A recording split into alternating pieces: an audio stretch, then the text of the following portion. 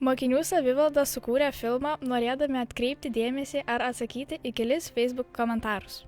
Klausėte, kodėl nusprendėme siūlyti mokiniams susirišti plaukus? Pavaizdavome, kaip kasdien mes susidurime su nesurištų plaukų sukeltomis situacijomis ir problemomis.